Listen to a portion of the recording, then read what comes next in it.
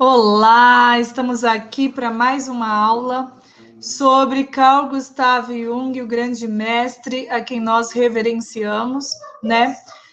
Deixando claro que por mais que a gente queira se aprofundar, não cabe dentro dessas aulas trazer em profundidade a grandiosidade do conhecimento que este grande mestre deixou para toda a humanidade, deixou como legado. Entretanto, nós sintetizamos os aspectos principais, né, que vêm corroborar com o nosso método, com o nosso trabalho, com a proposta, né, que fizemos a vocês diante deste trabalho. Então, essa é a última aula de uma série onde nós estamos entregando para vocês essa base, este conhecimento inicial sobre o grande conhecimento do nosso querido Carl Gustav Jung, de onde surgiu a psicologia analítica, conhecida como a psicologia das profundezas, da profundidade. Tamanho grau de profundidade desse mestre, que se permitia, estava aberto como pensador a pesquisar, a conhecer e a se aprofundar a todo e qualquer conhecimento que se apresentasse.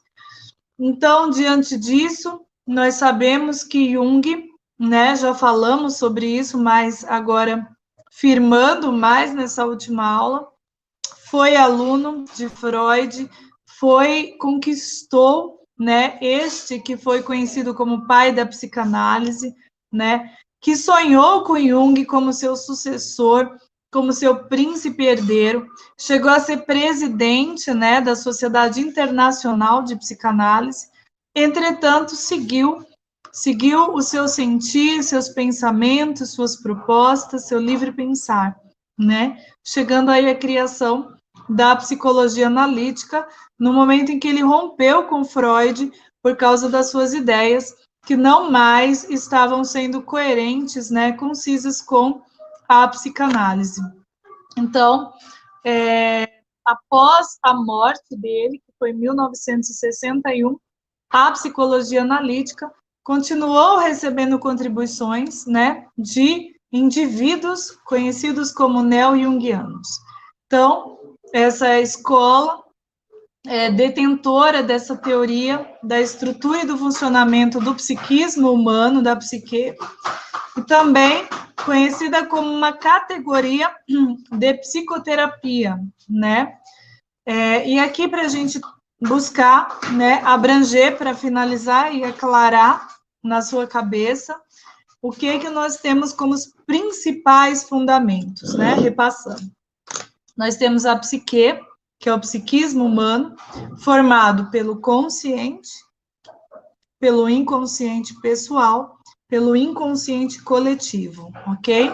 O eixo central dessa psicologia, conhecida como analítica, é o processo de individuação. O processo de individuação é uma tendência instintiva e teleológica do ser humano, através de processos de autorregulação, ok? Para desenvolver as suas potencialidades inatas em direção à realização da totalidade psíquica, ao autodesenvolvimento, à autorrealização e ao autoconhecimento, ok?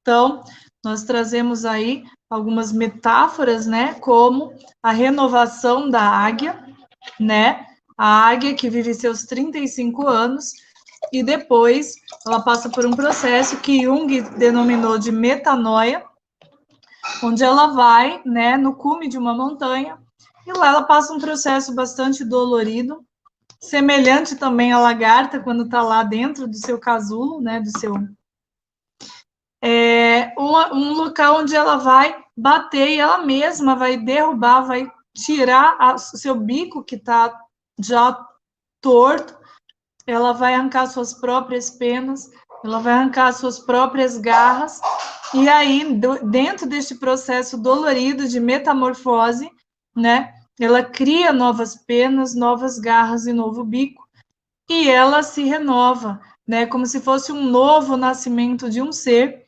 né?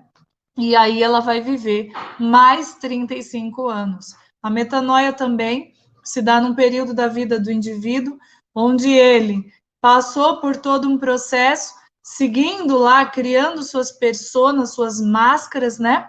Seguindo tendo um comportamento de acordo com as expectativas da sociedade, de acordo com o que foi ensinado, com todo o processo cultural, né, que ele abarcou.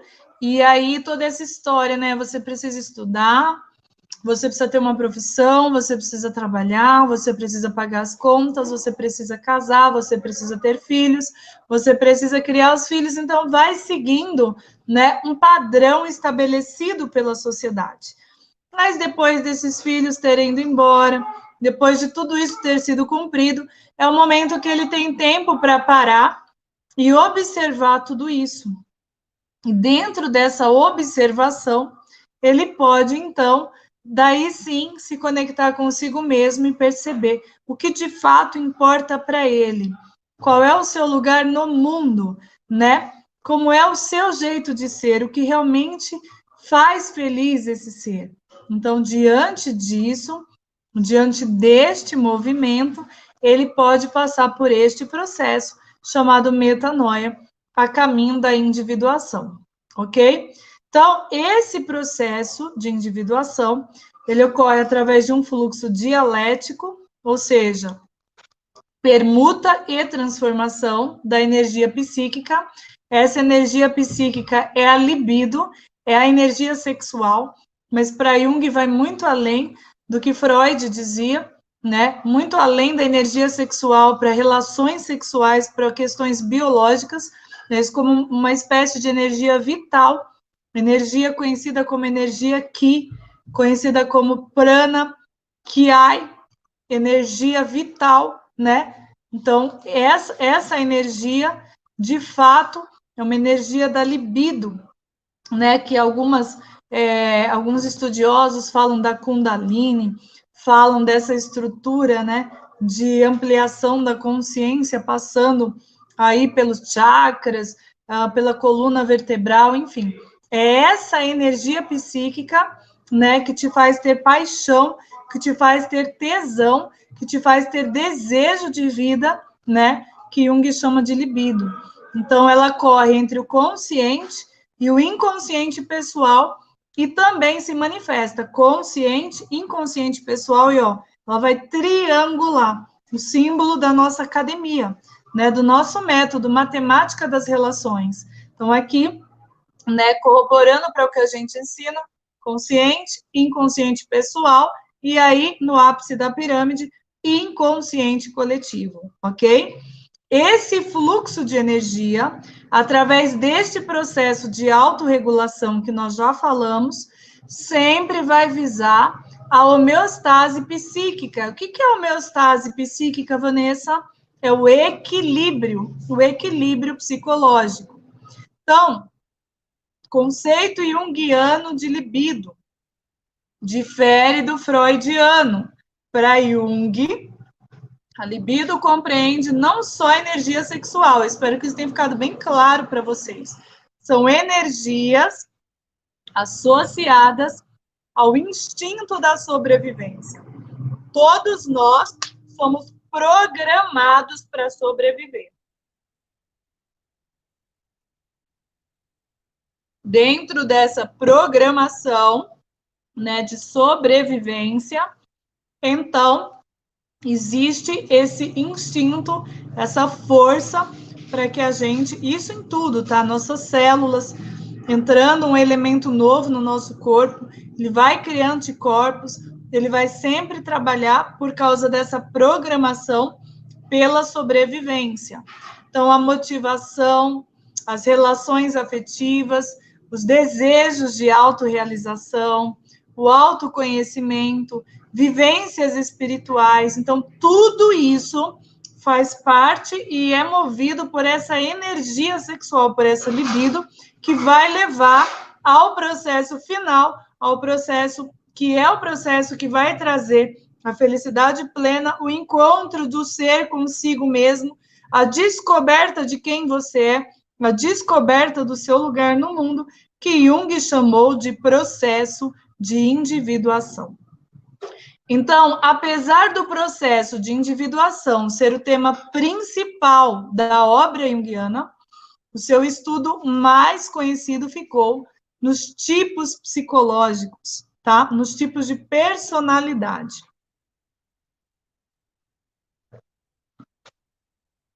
Aqui neste curso, não cabe aprofundarmos nesse estudo dos tipos de personalidade. Entretanto, nós vamos lançar um curso aprofundado em Jung. Nós vamos trazer, pelo método da matemática das relações, este olhar para a psicologia analítica. Então, quem tiver interesse em se aprofundar mais nisso, pode procurar a equipe, porque nós estamos prestes a lançar este trabalho bem aprofundado, inclusive num movimento de individuação para todos aqueles que estiverem não só conhecendo no mental, mas dentro do nosso método, podendo treinar na academia e vivenciar na prática, na pele, a individuação, ok? Então, não é uma terapia, mas acaba sendo um processo terapêutico. E aí nós vamos falar um pouco aqui nessa última aula sobre a estrutura da psique, né? Então, a estrutura, batendo de novo nessa tecla, ela está estruturada em 3 elementos. A estrutura está estruturada, foi boa, né? Bom, então a psique está estruturada em 3 elementos. Quais são eles? Nossa pirâmide: consciente, inconsciente, pessoal, ligados ao inconsciente coletivo. O que é o consciente? Esse primeiro lado da pirâmide. É o sistema do aparelho psíquico que mantém contato com o mundo interior, com seus processos psíquicos, seus processos internos e também com o exterior, com o meio ambiente, com o meio social que você vive. Então, na consciência, nesse consciente pessoal, destaca-se o quê? Os fenômenos, né, de percepção intrínseca e extrínseca. Seu senso de identidade. Então, quem sou eu? Eu sou Vanessa Tadeu de Paiva, filha de Maria José de Paiva e Ivo de Paiva, casada com Alan Clayton Lima de Paiva, entende? Então, eu trago este senso de identidade, de atenção, consigo prestar atenção em você, de raciocinar para poder estar dando essa aula, né, de ter memória. Então, se você fizer uma avaliação da minha frequência cerebral através de um exame, né, um eletroencefalograma, você vai ver que a maioria das pessoas, quando estão neste movimento consciente, elas estão vibrando numa frequência beta. No máximo, né, se for uma pessoa muito tranquila, meditativa, que usa muito a mente, vai estar vibrando numa frequência alfa, mas não muito além disso. Então, é esse o nosso movimento da consciência, da mente consciente, tá? Entre outras funções cognitivas, funções emocionais.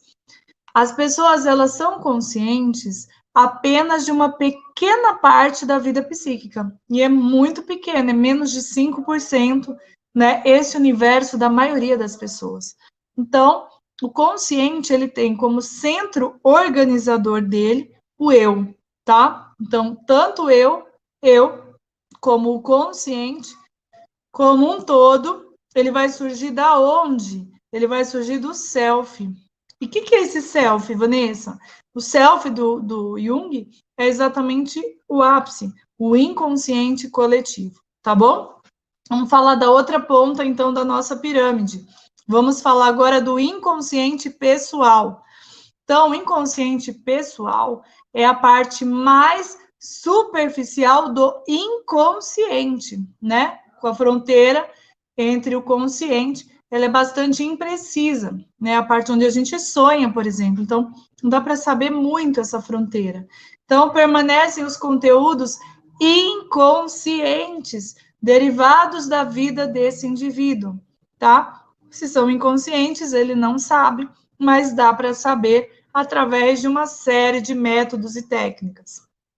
E através das experiências que esse indivíduo vive, porque esses conteúdos inconscientes, eles criam a realidade, as circunstâncias deste indivíduo. E muitas vezes dá para perceber pelos padrões de vivências. Você percebe que aquilo vai se repetindo.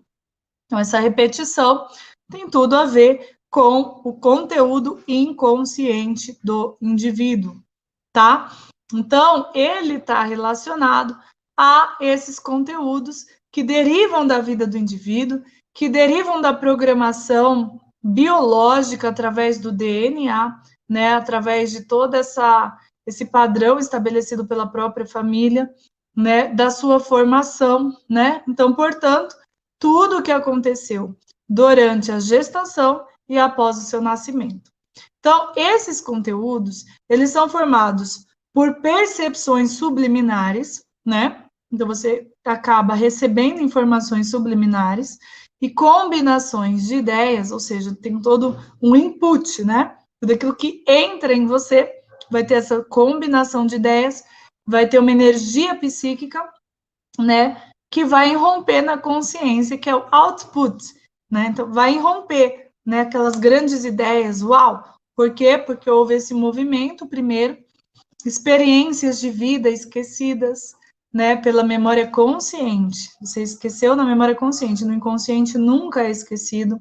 Recordações dolorosas de serem relembradas, questões de traumas, repressões sexuais, desejos reprimidos, qualidades da personalidade que não foram aceitas, né, positivas, negativas, foram rejeitadas, desconhecidas pelo eu, né, as famosas feras, né, seu lado sombrio, você não conhece esse seu lado, e principalmente grupos de representações carregados de forte carga emocional, incompatíveis com a atitude consciente.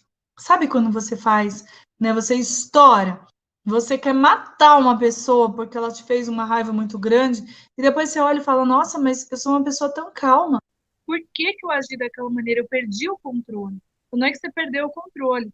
Tem ali um conteúdo, algo que é seu, mas que você não tem acesso. E aí você mesmo se surpreende com as suas próprias atitudes, né? Então, com a atitude consciente complexos, né? Cujas bases são os arquétipos localizados no inconsciente coletivo. Geralmente, esses conteúdos, eles não possuem energia psíquica suficiente para permanecer no campo da consciência, entende? Por isso que você não mantém esses conteúdos conscientes. Eles podem adquirir energia necessária para emergir na consciência na forma de lembranças, na forma de ideias, na forma de sonhos, na forma de fantasias, na forma de devaneios e comportamentos. Então, quando eles irrompem na nossa consciência, eles podem possuir um significado, né, um grau de autonomia, chegando até tomar posse, mas é uma posse temporária da nossa consciência. E aí, no ápice da pirâmide, nós vamos ter o quê? O inconsciente coletivo. Então, o inconsciente coletivo é a camada mais profunda do inconsciente. É lá que está a base da psique, né? Segundo outros estudos, né, e até o mesmo Jung, diz que o inconsciente coletivo fica no centro da Terra, entende? Camada mais profunda. A camada onde as pessoas têm até medo de acessarem, porque lá contém um conteúdo poderosíssimo, que algumas pessoas atribuem, né, dentro das suas ignorâncias, atribuem a Satanás, ao demônio, daimon, né? Porque não existe nenhuma conexão com a história desse indivíduo, muitas vezes com a história da própria família desse indivíduo, né? Não existe uma programação genética para esses conteúdos. Como que ele tem acesso? Porque este acesso é o acesso que está disponível para toda a humanidade, entende? Realmente muito profundo. Dizem que está lá, no centro da Terra, no lugar mais profundo, Se a gente pensar que a Terra é a nossa mente, então é isso aí. E ele é constituído por quê? Né? Pelo quê? Esse inconsciente coletivo. Ele é constituído pelos arquétipos, pelos núcleos instintivos passados de forma psicobiológica, de geração a geração, trazendo padrões de comportamentos herdados desde o surgimento da humanidade e mesmo antes dela, antes do surgimento da humanidade, no período em que o homem ainda era animal. A gênese do inconsciente coletivo é, portanto, o nascimento. Então, você vê que está muito, muito profundo, muito além da criação da humanidade. Então, os arquétipos, eles constituem a base dos complexos situados no inconsciente pessoal, ok? Os arquétipos são inúmeros, são incontáveis, né? Mas Jung identificou alguns que estão em permanente contato com o eu. Quem são esses arquétipos? São a persona, a sombra, a anima, o ânimos e o self, ok? Então vamos falar um pouquinho deles. O que é o self? Self, também denominado de si mesmo, é o centro organizador, o centro, o núcleo da roda, né? Centro organizador não só do inconsciente pessoal e coletivo, mas também de toda a psique, tá? Então, é do self que surge a consciência e que surge o eu. O self é que dá origem para a nossa consciência, para o nosso eu, né? Para você saber de fato quem você é, sua identidade. Jung chamou a camada mais profunda do inconsciente coletivo de psicoide. Olha só, psicoide, porque estão associados a ela fenômenos extra-racionais, entende? Como sonhos, visões premonitórias, sincronicidades, coincidências significativas em torno de pessoas e objetos, telecinésia, ok? Então, todo esse movimento de parapsicologia está relacionado a isso. Então, falando dos arquétipos, né, que estão presentes lá, que Jung trouxe a persona, a sombra, anima, ânimos e self, vamos falar um pouquinho aqui da persona. O que é a persona, né? O termo persona. Ele se origina do teatro grego antigo e ele significa máscara, né? Persona, uma nova pessoa. Estou usando uma máscara, um ator, uma atriz, né? Então, esse arquétipo ele é associado ao comportamento de contato com o mundo exterior. E nós criamos essas máscaras porque realmente se faz necessário a adaptação às, aos padrões estabelecidos, sabe? As expectativas da sociedade para ser aceito, né, como indivíduo, às exigências do meio social onde se vive. Então, corresponde à identidade e desempenho de papéis socialmente atribuídos a uma pessoa. Então, também está intimamente relacionada à conveniência pessoal, né? Então, por exemplo, você quer um emprego. Nesse emprego, você precisa falar bem, ter atitude de liderança. Você vai desenvolver, você vai fazer cursos para poder atender às expectativas. E você não é desse jeito, né? Você vai fazer coaching, né? Você vai fazer um monte de preparação para você se adequar àquele padrão. Então, você precisa se vestir de tal maneira, você precisa ter oratória, você precisa usar o cabelo liso, você tem que usar maquiagem. Você começa a entrar no padrão, né, exigido para você conseguir sobreviver, né? No final das contas, o motivo é a sobrevivência. E você acaba, por conveniência pessoal, criando essas pessoas. Então, a persona corresponde a uma significativa parcela do comportamento do sujeito enquanto personagem coletiva, ok? A alma, ela fica em oposição à persona, né? Porque a alma, ela é íntegra, ela é o que é. E ela corresponde ao comportamento do sujeito enquanto personagem individual, é a sua real personalidade. Vou trazer um belo exemplo para você. Uma persona de uma pessoa extremamente simpática, vendedora, todo mundo que chega para ela, ela sorri. Aí a pessoa fala, eu não quero o que você está oferecendo, isso é uma porcaria. E ela super educada. Não, tudo bem, eu compreendo, é assim mesmo. Mas olha, quando você precisar, eu estou aqui. Ela está usando uma persona, né? E basta você perceber quando ela está em casa. Em casa, ela não precisa, né? Para ser respeitada, para ser atendida por esse grupo, né? Por essa profissão, enfim. E o que, que vai acontecer aí? Ela vai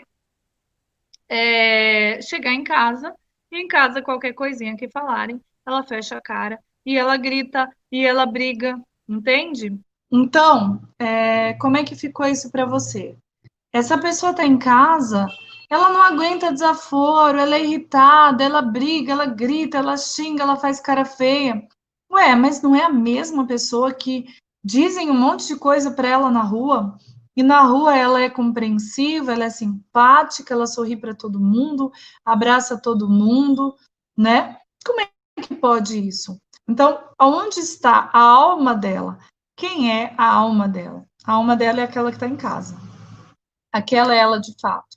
A persona é para que ela possa sobreviver e atender de forma conveniente, né, a situação da vida dela. Espero que tenha ficado claro, então, para vocês. E aí, essa persona, e às vezes a pessoa não tem só uma persona, tá, gente? Ela tem um comportamento na religião dela, ela tem um comportamento na sociedade, ela tem um comportamento na academia, ela tem um comportamento no cabeleireiro, né? Porque ela vai se adaptando para que ela possa ser melhor aceita conforme as exigências de cada lugar que ela frequenta. Entende? Então essa persona, ela corresponde a uma significativa parcela do comportamento do sujeito enquanto personagem coletivo, ok? E a alma corresponde ao comportamento do sujeito enquanto personagem individual. Então, essa sim é a sua real personalidade. Então, uma pessoa pode ter um determinado comportamento em sociedade e outro completamente oposto, né? Por causa da sua alma, quando ela estiver em casa, na sua intimidade com a sua família. Então, convém esclarecer que nem todo comportamento social é manifestação da persona, tá, gente?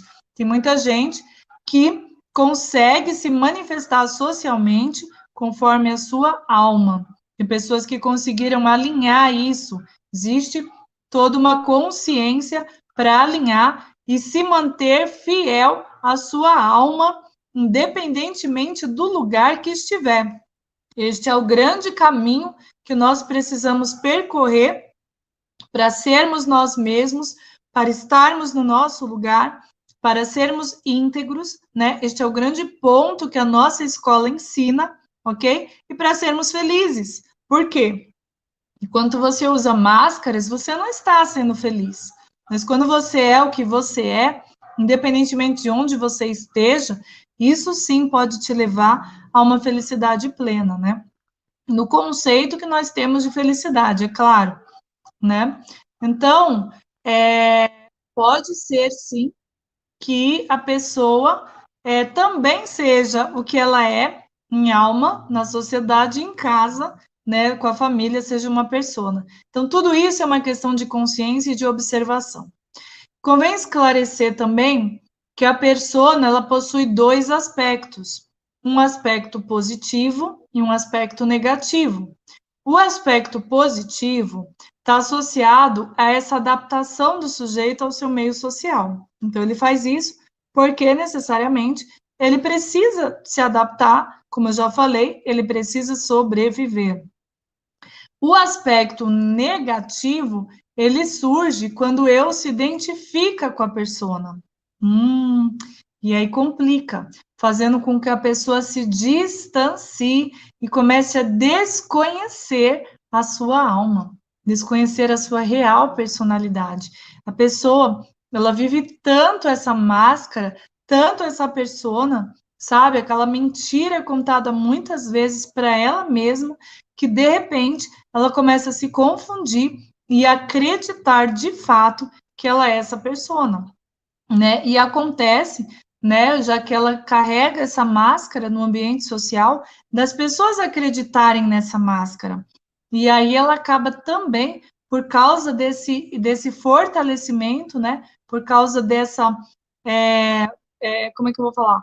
Esse movimento corroborando para aquela imagem das pessoas acreditando, dela passar a acreditar nisso tudo e não saber mais quem ela é, tá?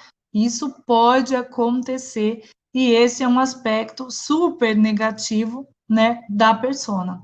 E muitas vezes é difícil para um observador externo identificar numa pessoa o que é a sua persona e o que é a sua alma.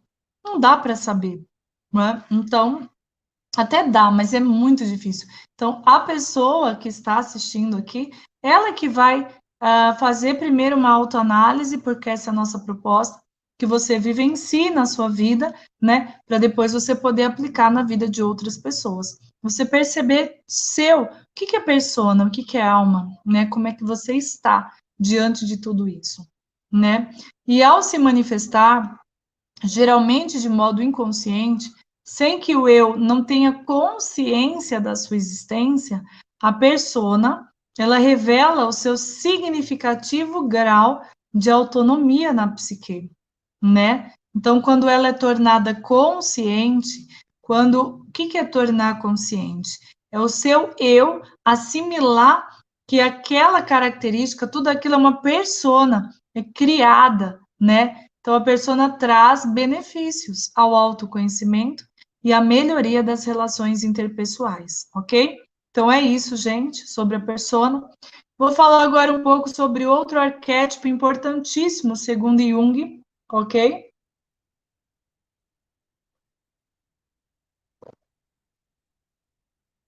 E esse arquétipo eu chamo de sombra. Jung chama de sombra. Jung chama de sombra, né? Então, esse arquétipo, ele é associado às virtudes e aos não virtudes, aos defeitos de caráter que o indivíduo desconhece existir em si mesmo. Então, existe dores, existe recursos, ok? Existe potência negativa, potência positiva dentro dessa sombra. Então, a pessoa, ela tende a projetar essa sombra nos outros, né? E aí ela começa a negar em si mesma. Ela não aceita que ela é essa sombra, que essa sombra é conteúdo dela, faz parte dela. Ela começa a enxergar nos outros, porque a sombra precisa ser vista. Então, esse é um processo natural de cura, de autoconhecimento, entende? Ela projeta nos outros a sua própria sombra, né? Então, o que acontece? Essa persona, né, que está em ação, né, às vezes a boazinha, né, a queridinha, e lá na sombra tem aspectos não tão bonzinhos assim. E ela começa a apontar e criticar, vendo pessoas que manifestam o que é de fato conteúdos seus, da sua alma. Que eu chamo isso de espelhamento, né? Então, o que acontece? Também possui dois aspectos, ok? Tem o aspecto positivo e o aspecto negativo. Então, o aspecto positivo está associado às virtudes que o indivíduo desconhece existir em si mesmo. Então, a grande potência que ele tem e nem sabe que tem. A grande potência que ele é e nem sabe que é. Então, tem esse aspecto super positivo. Mas os aspectos negativos estão relacionados aos defeitos de caráter que o indivíduo também desconhece existir em si mesmo. E aí complica. Então, a sombra, ela pode se manifestar de forma coletiva, tanto no aspecto positivo como no aspecto negativo. Então, como é que eu posso te trazer esse exemplo? Porque quando existe uma coletividade, existe o que a gente chama de efeito manada. Então, se a sombra tem uma grande potência, vamos imaginar que o coletivo comece um movimento por causa de uma causa, né? Querendo beneficiar algo. E a pessoa envolvida naquilo, envolvida numa situação, ela vai criar uma egrégora, vai fazer parte dessa egrégora, e ela vai colocar força, ela vai trazer da sombra dela os elementos, a potência necessária para a realização de tudo aquilo, e ela fica impressionada com ela mesma. Ela nunca imaginou que seria capaz de coisas tão grandiosas. De outra forma, eu vou trazer um exemplo que vai elucidar bem, né, os aspectos negativos quando está no movimento coletivo. Sabe aquela pessoa que você vê, uma pessoa pacata, não mata nenhuma barata, né? Essa pessoa vai lá para o jogo de futebol, começa todo um movimento, uma briga entre torcidas. E lá começa uma violência, e o grupo que ele está começa a bater nas pessoas de forma muito violenta. E aí, esse aspecto do caráter dele, né, sombrio, pode vir à tona, e ele é capaz, naquele movimento, de matar pessoas. Mesmo uma pessoa que não mataria nenhuma barata, é capaz de matar um outro ser humano dentro desse movimento coletivo. Então, as pessoas, né, que foram envolvidas com essas brigas, né, que aconteceram, ficaram famosas, elas são explicadas a partir daí. Existe, sim, dentro daquela pessoa, um aspecto sombrio relacionado ao caráter dela, onde ela, de fato, é uma assassina, né? Mas que aquilo está encoberto pelo inconsciente, nem ela mesma sabe que ela é essa pessoa, que ela é capaz disso. Mas naquele movimento, então, esses aspectos afloram e ela acaba vivenciando tudo isso, tá? De forma coletiva. E ao se manifestar, geralmente de modo inconsciente, sem que o eu tenha consciência da sua existência, a sombra revela, né, um significativo grau de autonomia na psique, né? Quando ela é tornada consciente, né, o eu consegue assimilar ela, então a sombra traz benefícios ao autoconhecimento e a essa melhoria das relações interpessoais. Outro arquétipo que Jung traz é a questão da anima, ou ânima, e ânimos, né? E o que é isso, anima? Ela corresponde ao princípio feminino, né? Presente na psique do homem. Então, nós estamos trazendo leis, né, da criação da vida, dos princípios feminino e masculino. E anima é o princípio feminino. O ânimos, portanto, é exatamente o princípio masculino presente na psique da mulher, tá? Então, existe aí esse movimento. A anima, né, que é o arquétipo associado à personificação da natureza feminina, que vive no inconsciente masculino, ela manifesta-se no comportamento masculino através de expressões emocionais, ok? Então, projeta-se em figuras femininas. Ela vai, dele, é do homem, são as questões emocionais dele, mas ele vai projetar nas figuras femininas da vida dele. Ele projeta na mãe, ele projeta na irmã, né, na namorada, na esposa, na amante, na mulher desejada, nas mulheres admiradas, né, nos sentidos eróticos, heróicos, intelectuais, espirituais, ok? A anima, ela condensa todas as experiências que o homem vivenciou no seu encontro com a mulher durante milênios, e a partir desse imenso material inconsciente que é modelada a imagem de mulher que este homem vai procurar.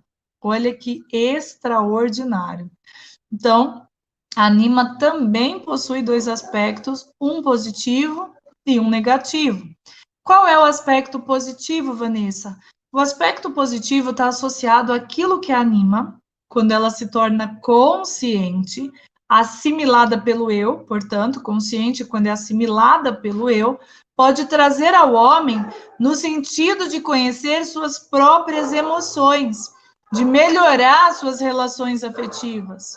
Então, mesmo que inconsciente, a anima possibilita ao homem a capacidade de amar, a receptividade ao que é irracional, a sensibilidade à arte, à natureza, a intuição profética, o acesso ao inconsciente, em consequência, a busca espiritual.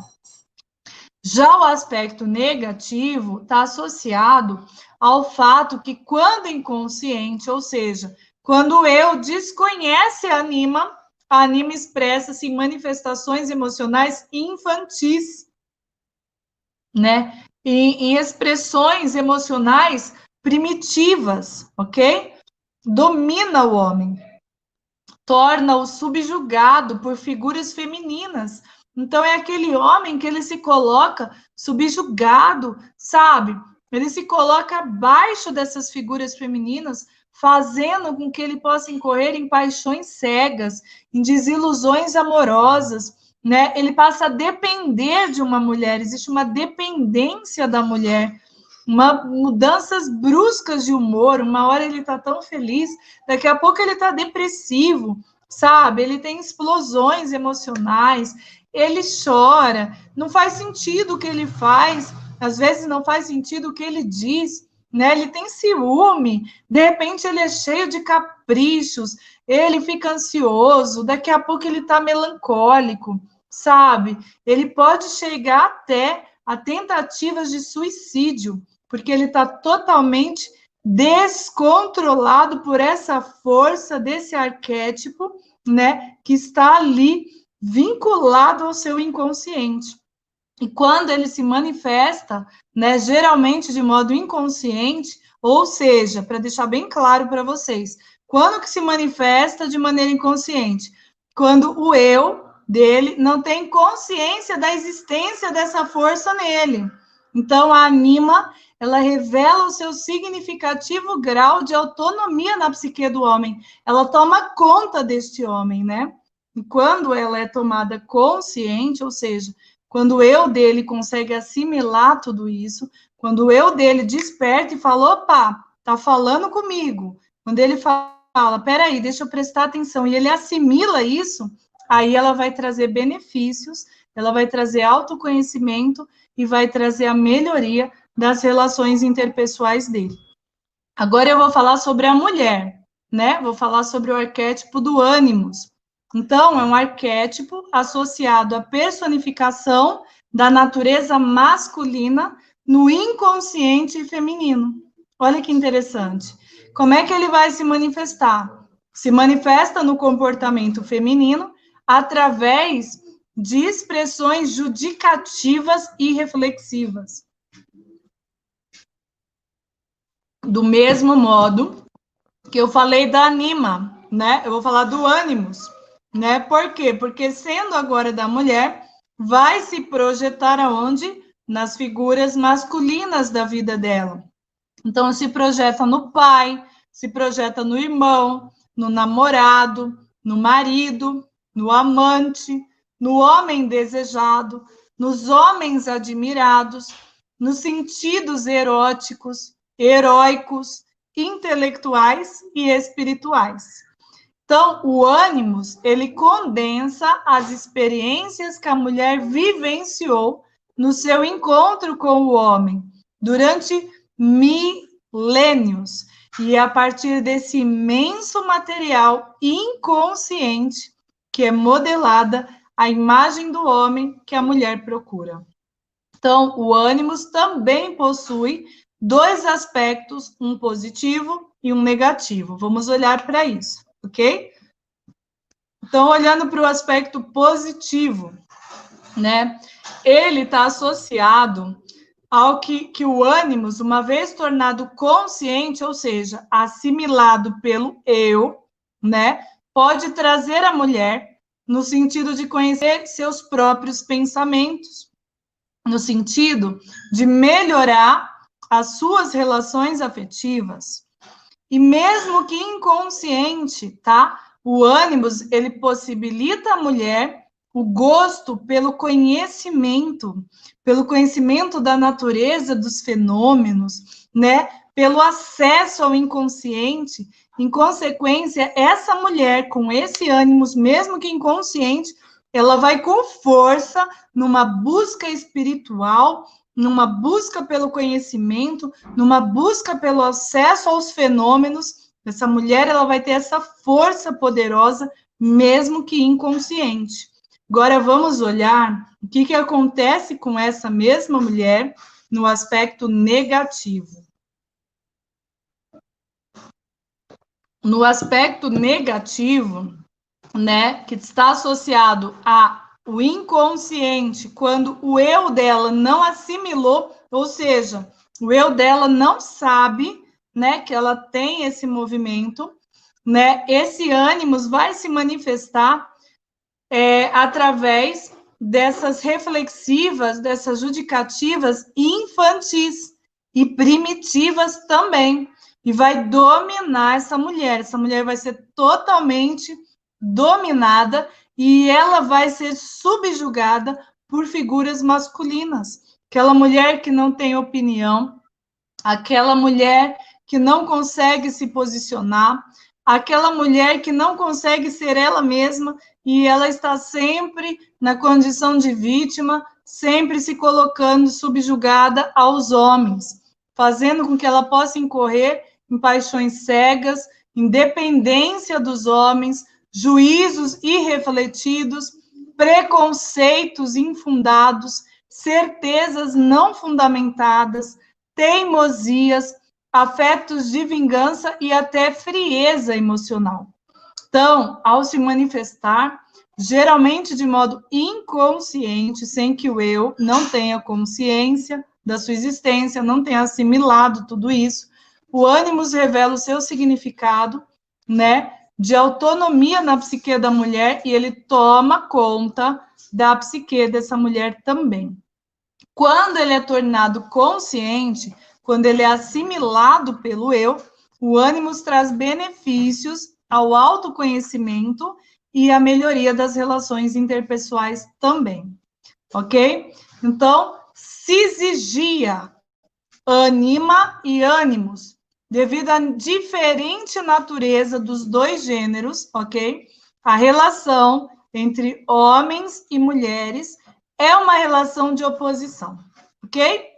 Basicamente, são opostos e, ao mesmo tempo, de complementariedade, não só fisiológica, mas também psicológica. Homens e mulheres são totalmente complementares. Então, a tomada de consciência pelo eu, da anima pelo homem, do ânimos pela mulher, propicia a melhoria das relações interpessoais e afetivas entre os gêneros.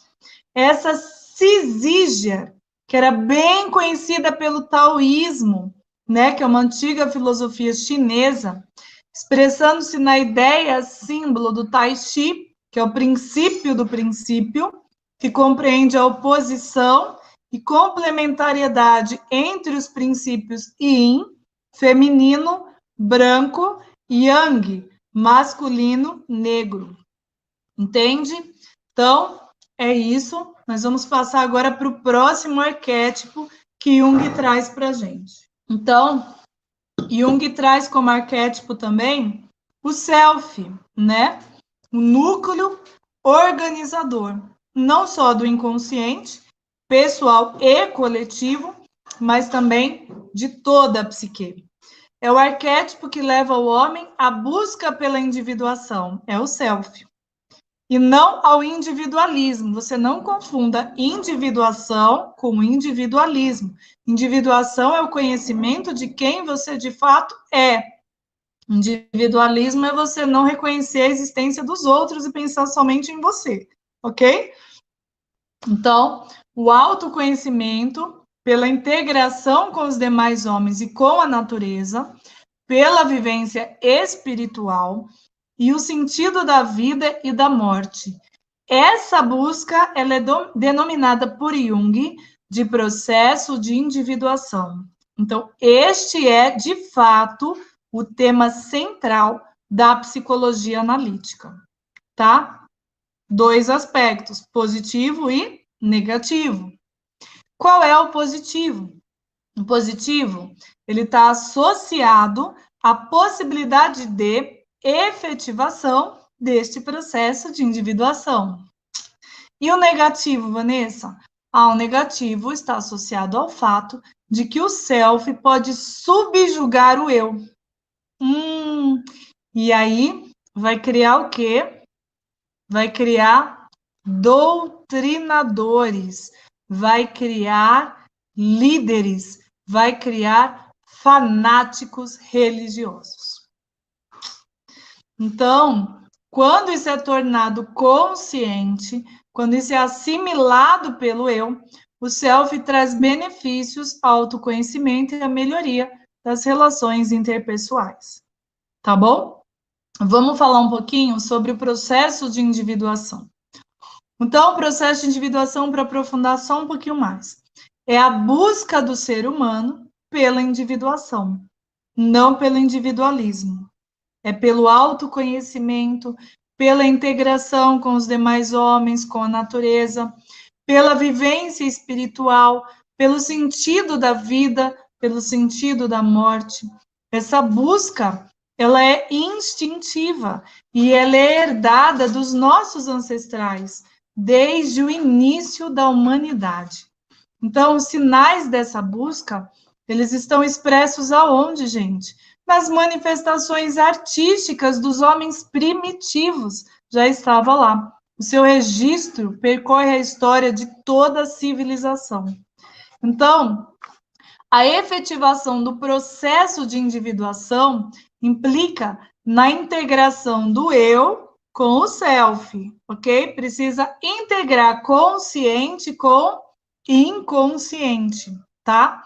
Esse mecanismo psíquico de integração dos opostos, né, feminino e masculino, no processo de individuação, gente, isso é tão profundo, é muito profundo, são os princípios da criação se integrando.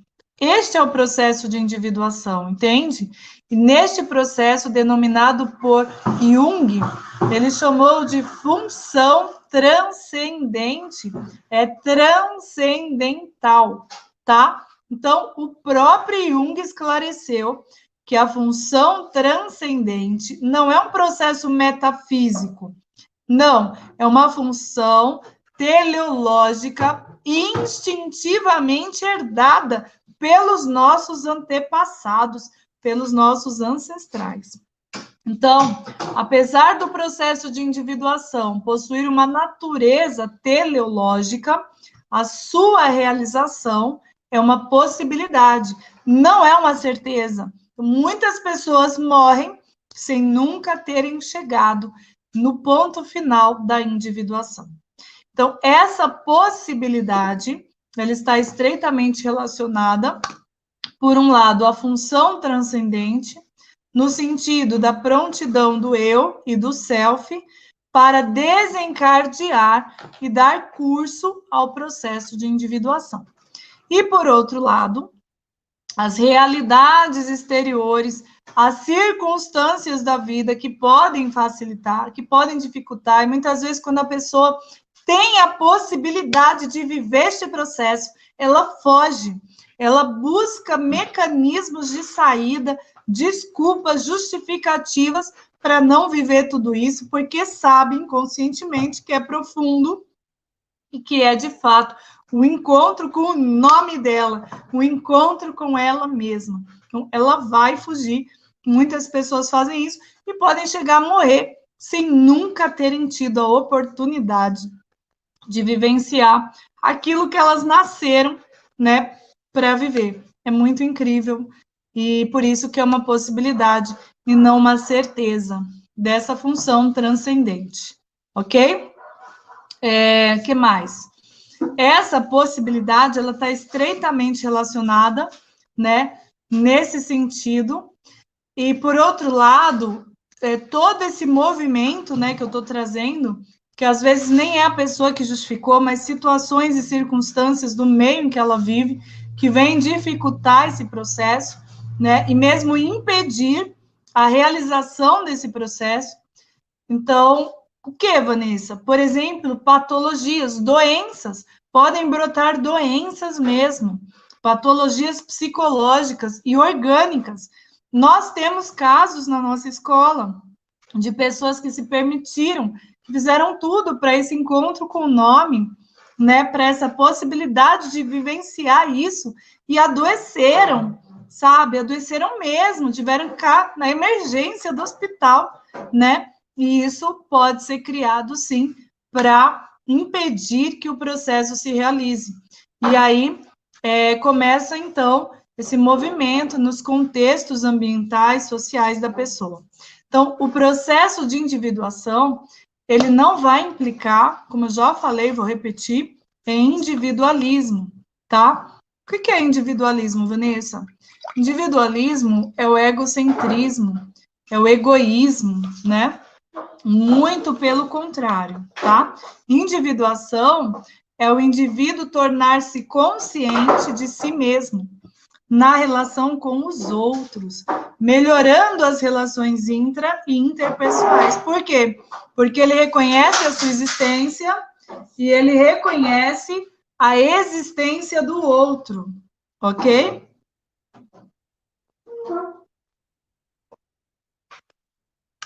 É isso. É isso. E o processo de individuação também está relacionado ao confronto do eu, do ego, do eu, tá? Esse confronto vai trazer os complexos presentes no inconsciente pessoal. Existe uma guerra, né? Uma luta para derrotar mesmo esse inimigo que está na mente atrapalhando, né, esse processo de individuação.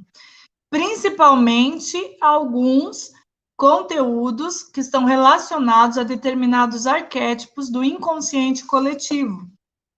Então, o que nós temos aqui? Nós temos a sombra, nós temos a persona, nós temos a anima e o ânimos, nós temos o self, no sentido de tornar esses aspectos conscientes, integrando o consciente e o inconsciente. Quando você integrar mente consciente com mente inconsciente, você terá a função transcendente. Então, a ativação do processo de individuação está intimamente relacionado à influência dos mitos na psique, dos símbolos, né, das metáforas. Então, uma vez que esses mitos, esses símbolos, eles servem de referenciais para o indivíduo seguir o seu processo de individuação. Por isso que aqui na nossa escola a gente tem um trabalho direcionado para essa questão da individuação, um trabalho que nós chamamos de consciência do triângulo, a gente trabalha essa questão, e que na terceira fase, que é exatamente o encontro com o self, né, é o chamado nome transformador. Dentro dessa jornada, né, de processo de individuação, né, do nome transformador, a gente utiliza de mitos, né, de arquétipos, mitos bíblicos, fazendo essa facilitação, né, através dessas histórias, né, através dessas metáforas, através desses mitos, dessa simbologia para facilitar, então, o processo das pessoas. E é isso, né, então, muitas vezes, né, esse elemento muito importante, né, por isso que Jung reconhece, né, o papel dos conteúdos religiosos, né, nos seus trabalhos, que são portadores de mitos, né, como elemento importantíssimo para o desenvolvimento dessa função transcendente, em consequência para a realização desse processo de individuação. Muitas vezes, experiências de sincronicidades. O que são sincronicidades, Vanessa? São as coincidências significativas em torno de pessoas e objetos. Estão associadas a esse processo de individuação. Então, o sentido espiritual experimentado na vivência do processo de individuação, ele é classificado por Jung como um fenômeno luminoso, ou seja, de luminosidade. É um termo utilizado pelo teólogo e filósofo alemão Rudolf Otto para designar o quê? Uma experiência do sagrado. Então, embora a busca pela realização do processo de individuação seja um instinto herdado, uma vontade herdada, comum a toda a humanidade, independentemente de gênero, de idade, de etnia, de posição social, política, cultural, credo religioso, tá? Que uma pessoa possa ter, a maior parte das pessoas não a vivencia. E uma significativa parcela, ela inicia o processo de confronto, tá? Com o eu, de integração com o inconsciente, que é a função transcendente, só depois da meia-idade, tá? Só depois dos 40 anos é que as pessoas começam a despertar, iniciar este processo. E algumas nunca fazem isso. Então, essa função transcendente, para ser efetiva, né, ela não pode ter apenas caráter cognitivo, né, uma assimilação racional do processo de individuação. Então, dentro desse movimento, se você ficar usando a racionalidade, se você quiser ficar escrevendo, quiser ficar estudando, você vai estragar o processo, porque ele não é racional, não faz parte isso.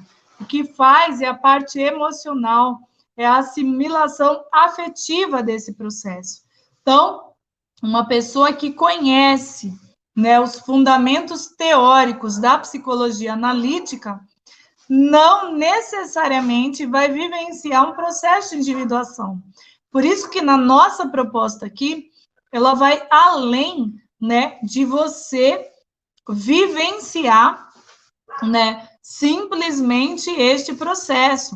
A nossa proposta aqui é que você, por isso você ganhou como bônus, né, a entrada no Pai Transformador, que faz parte da primeira fase da consciência do triângulo, deste triângulo que falamos, claro que com conhecimento multidisciplinar, né, então vai além de Jung, nós trazemos outros mestres, né, que corroboram para a mesma filosofia. Então, você, na sequência, vai passar pelo afeto transformador para chegar no nome transformador. Você ganhou o Pai Transformador e você vai ter oportunidade de adquirir depois o afeto transformador e o nome transformador, onde você vai viver conosco este processo de individuação. Então, não é só o conceito, você vai ser, você vai vivenciar, você vai conseguir sentir na pele e passar por todo esse processo de encontro com seu self, né? Então, um leigo pode muito bem vivenciar esse processo, sem nunca ter ouvido falar da teoria, né, da psicologia analítica. E ele pode, a partir do quê? Das suas experiências afetivas, né, sem ter nenhum conhecimento da teoria.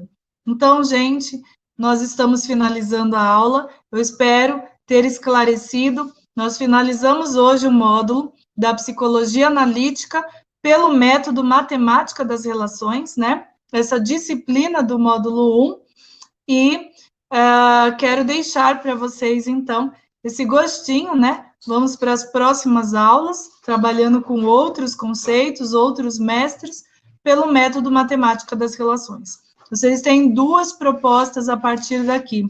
Se você quiser aprofundar, haverá um curso específico com a teoria, né, da psicologia analítica pelo método matemática das relações, e é claro que toda a teoria nossa tem vivências, tem treinamento lá na academia onde a gente treina o método, onde as pessoas podem vivenciar, porque essa é um dos grandes pilares da nossa filosofia, da nossa escola, é que as pessoas, não adianta elas terem um conhecimento, elas precisam ser o conhecimento, elas precisam vivenciar esse conhecimento, né? Então, este é o verdadeiro aprendizado, somente este aprendizado é transformador. Você tem essa possibilidade, e você tem a possibilidade de, finalizando o Pai Transformador, você adquirir, né, o afeto transformador, vivenciar esse outro movimento, e na sequência, você poder também vivenciar o nome transformador, que é esse processo de condução de 40 dias e 40 noites, onde você vai a caminho, né, de vivenciar o processo de individuação. Espero que vocês tenham gostado, né? Um grande abraço e até a próxima aula.